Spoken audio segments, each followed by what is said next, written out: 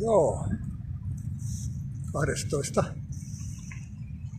toukokuuta. Lämpötila nyt on ilmeisesti kipuamassa aamun 3-4 asteen päälle. Lienee vaikka jo lähempänä 10 näin keskipäivällä yhden jälkeen. Ollaan tilattavissa pihapuutarhatöihin.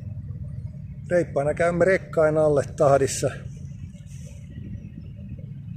Pihapuiden, pensasaitojen, ruohikoiden leikkauksiin, muutto- ja kantopalveluihin ja kaatopaikkakuljetuksiin. Ollaan yhteyksissä ensisijassa talonmiespalvelu@gmail.com ja tänäänkin tuli jälleen uitua 1 kilometri. Tällain pidetään mies työkunnassa ja asiakkaat tyytyväisinä, homma sujuu, käteisellä edetään kohteissa. Tarkat tiedot, tarkka osoite, mitä halutaan ja ilmoitus, että maksu onnistuu käteisellä, niin hommat etenee. Silloin saavun paikalle. Mikäli maksuvarminnasta ei tule tai rahaa ei tule käteen, kun aloitan hommat, niin poistun paikalta. Tuli sitten maisema-ajelu. Se on moro.